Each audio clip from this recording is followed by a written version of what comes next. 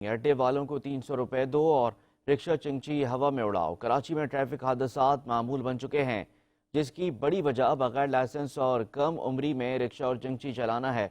इस हवाले से मजीद तफसीलात जानते हैं सज्जाद अहमद भुट्टो की इस रिपोर्ट में। जी बिल्कुल, कराची में ट्रैफिक हादसात मामूल बन चुके हैं, जिसकी बड़ी वजह यह है कि कम उम्री में ड्राइवरिंग। आइए रिक्शा ड्राइवर से जानते हैं कि इनके पास ड्राइविंग लाइसेंस है कि नहीं है। ड्राइवरी लाइसेंस नहीं है, अभी गांव से आया हूँ, काम नहीं मिला इसलिए रिक्शा चलाना शुरू कर दिया। इन्हें ऐसे नहीं है, गाड़ी के कागजात मालिक के पास हैं, गाड़ी भाड़े की। लाइसेंस नहीं, वो पर्ची देते हैं ना, अड्डा देते हैं, वो देते हैं ना, तो वो जो भी मसला होता है वो वही अड्डे वाले छुड़वा के देते हैं। अड्डे वाले कोई मुदाखलत नहीं करते। अड्डे वाले कहते हैं बिल्कुल जो कम उम्र है उनके खिलाफ कार्रवाई करेंगे। मेरी उम्र 15-16 साल हो गई। NIC बनवाने के लिए अप्लाई किया था, जो है ना उन लोगों ने बोला अभी जो है ना नहीं बन सकता आपका गाड़ी के कागजात।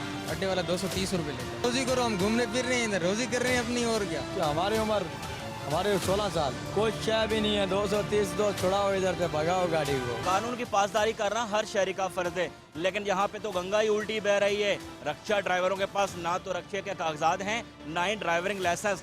यहाँ पे भी इंतजामिया की आंखें बंद नजर आती हैं। कैमरामैन रुखसार बेग के साथ सज्जाद अहमद, 5 न्यूज़, कराची।